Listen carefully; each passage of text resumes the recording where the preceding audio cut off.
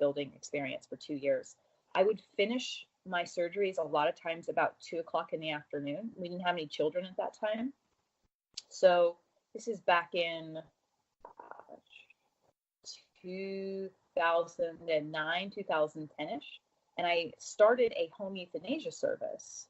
So I would do that in the afternoons, and on the weekends, I would offer that service. And that, while it's a really emotionally taxing job, gave me great experience in offering a service and like having a business, offering a service, and being able to meet or exceed a customer's expectation. And I was able to get comfortable with how that process would work, and kind of fell in love with owning a business. So that was kind of what transitioned me ultimately to building a practice. And let's see, when I started Home Farewell, we were only 2 years out of school. So it wasn't by purpose that I had kind of pigeonholed myself to shelter medicine, spay neuter work, and then pet hospice work. But and while I very much enjoyed them for all of the reasons that there are to enjoy that work, I still found myself saying, I would probably love this being maybe the end of my career, but I'm not sure that I want to do just these two activities in veterinary medicine I'm a little early to start doing just these two things now. So, again, that was another thing that kind of prompted me opening up a full-scale animal hospital, was just making sure that I want to spend majority of my career doing a variety of aspects of veterinary medicine. So are you still full-time at your practice, or do you divide your time between Aspire and... Good question. How many hours do you sleep? Good question. So here's the fun thing about leadership, is that when you are able to first become a leader, the next step is actually being able to multiply yourself and your own leadership capabilities. And that's when you start to build really structured and high quality teams that can take on more responsibility. So at this point in time, I have 1 day a week where I actually do surgeries. I don't see any appointments anymore routinely, unless I happen to be filling in for one of my associates on a random vacation day or something along those lines. But for the most part, I am just doing surgeries on Wednesdays. And I interact with my practice typically in just kind of individual coaching sessions. So I have a meeting every week with my practice manager. I have a full-time marketing employee. I meet with her every week, and I meet with my doctor team leader every week. So I typically tell people if I'm trying to do the bare minimum, I love my practice a lot, so I'm usually there much more than this, but bare minimum for me is I need 3 hours a week to run that practice, and that's to meet with each of those core people. If I had minimal time, that's all I would need to run that practice for the week. But that's taken us years to really build in that leadership and that capability. But we're really proud of the fact that everybody in our practice does get a sit-down session every single week. And that's, an opportunity for us to talk about what was the highlight of their week, what's been the low point of their week, what's an area that they want to develop more in, any areas that they're feeling any frustrations with. And it is so important in having that person have a positive employment experience. It's also important to make sure that gossip is eliminated in your practice. It's a great developmental pathway to help people, reach heights that they didn't even think was possible for themselves. But it's through that process that I'm able to kind of have the practice, help Brandy start Aspire and work through that process and create these courses. But I really attribute it to the team that we've created in the practice. For the Aspire, who did you guys hire? Actors? Because you said they're like online. I assume they're kind of like, are they like movies that people watch, or? So they are courses, and what we have is that, and it's all Randy's content. So Randy and I, he'll typically write a thought stream. I'll provide kind of feedback on how that thought stream looks, how we're delivering the advice. That thought stream will turn into an actual script. And then we have a camera shoot day. So Randy actually sits in front of the camera. We've got, professional lights, great background behind him. And he'll actually read through the script, which is basically the educational content on the topic. And then once we have the raw footage of Randy talking, that then goes to our animator, and we will create various graphics that help supply information back to whatever the course is trying to communicate. And we also do separate video shoots inside veterinary hospitals to get B-roll footage. So for instance, we have a course called Stop the Drama, and it's about eliminating gossip in the veterinary practice setting.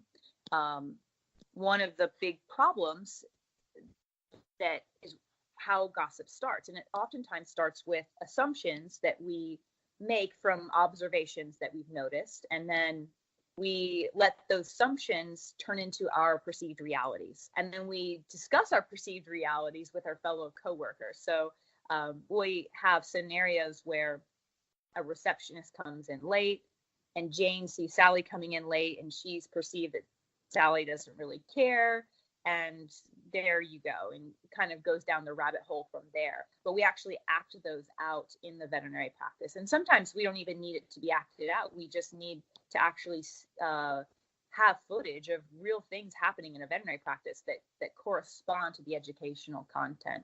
So we create that for every course that we write. So is the goal for a clinic to watch this together, like the CSRs, the vet assistants, the LVTs? Beautiful question. So it depends a little bit on the course. Some of the course content, for instance, we have a course called Manage Your Practice, Lead Your Team. And it's all about the difference between management and leadership. There are certainly things that we are supposed to manage in our practice, such as inventory and scheduling. But I don't think any one person shows up to the veterinary practice to be managed. They'd much rather be led, right? So it's understanding those differences. That one, I don't know that every single person in the practice benefits from seeing that content. It's certainly, there's nothing wrong with showing it to everybody, but it is really valuable for anybody in a leadership role or even a management role to understand that. But for instance, the Stop the Drama course, now this is about how we all communicate as a group. And it's interesting, I think any leadership expert or any communication expert would tell you if gossip is running rampant through a veterinary practice, the first step in actually resolving that is a meeting where we address conflict and come up with a plan for how we handle conflict as a group. Most practices have a kind of standing tradition where if you have a problem, if Jane has a problem with Sally, well, Jane goes to the practice manager and says, make sure you tell Sally to stop doing X, Y, and Z. And that's like the practice manager taking cold medicine for Jane's cold. It doesn't work, right? Really what we need to do is we need to get Sally and Jane talking together and coming up with a plan on how we resolve the conflict before it turns into a full-blown disagreement or argument. Now, with that course, we have it dual facing. So we've got about 45 minutes that is designed for the practice owner, practice manager, or anyone in leadership to watch, so they understand your role as a leader, what you are responsible for either eliminating conflict or preventing it in the first place. But what we really need to do is we really need to have a meeting where everybody is going to be a part of creating this new communication pathway. And so that's actually a video guided staff meeting where everyone kind of sits down. The video walks you through the whole process, and it's Randy on the video the whole time. There are points where the video will actually stop and it will ask open-ended questions that you kind of workshop as a group. So you leave that video guided meeting with a customized communication plan that your team and your practice have created together. And I was really passionate about creating the content in that way, because I think it would be difficult, if not impossible, to have a video course where we try to get a practice manager or a practice owner comfortable to facilitate that meeting on their own. There's a lot involved with being able to do that well. Randy gets flown in at, I don't even know what the costs on that would be, but he's done that for Fortune 500 companies. It works really, really well every single time he does it, but he's an independent outside voice, and he's also a meeting facilitation expert. So there's a level there that we just can't probably replicate by walking someone through a couple-hour course. That we want to make sure that they feel that this is going to be a good option for their practice. So we have that course. We also have other courses that are great to show any person in your staff. We have one about how to handle the challenging client conversation, whether it's because you're the receptionist and help cool down the lady that's mad that she's been waiting for 20 minutes to get into the exam room, or if you're the doctor and you have to deliver bad news about blood work that you have just received on a patient. Maybe you need to tell somebody that this pet's in kidney failure. So it's always the easiest thing to do. And how we handle those conversations dictates a lot in how clients perceive that information and how they're going to react in the future with that. So depending on what position you have in the hospital, you will be faced with different types of challenging client conversations. But believe it or not, there's actually a systematic process to how to do that well. And you can actually train that into your staff. So that's been a really powerful tool. It's actually part of our onboarding experience in my practice. For the veterinarians or for your entire staff? Everybody goes through the course on handling the challenging client conversation in our practice. We did it when, let's see, that course is fairly new to Aspire. I think it just came out in February, at the end of February. So when that course came out, it ended up being one of our, we hold weekly meetings every Wednesday in my practice from noon to 1:30. So we close the practice every Wednesday for that hour and a half.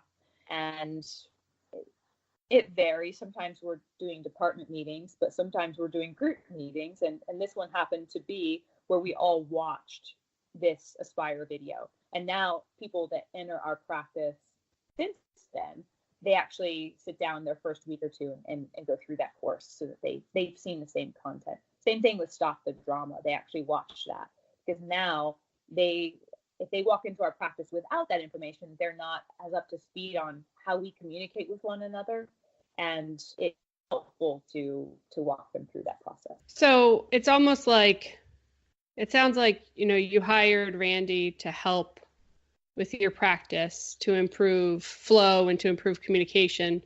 And then you guys are kind of like the living embodiment of what Aspire can, no pun intended, aspire to. Right. No, you're hitting the nail on the head with that. It's exactly how this has kind of organically happened. And it's so funny when Randy and I created Aspire, I said, I'm excited to do this with you. And I'm really passionate about helping veterinary medicine as a whole be better throughout my career with that. But, I will have to be honest with you that, my first obligation and responsibility are to the people who have charged me with their livelihood in my practice. And, he says, I 100% agree, because if we can't make this work in your practice, then the whole idea is shot in the foot. So it's been a really fun ride along that. But you're hitting the nail on the head that, organically my practice has kind of become the proof of concept of Aspire as we implement it. And so I know you talked about how financially you've seen improvement and you meet with your employees weekly, but how do you have an objective measurement for, let's say, like, the term happiness quotient for, Sure. how satisfied your employees as a whole are? Do you assess that routinely? That's a great question. I would say the best metrics that we have to assess that right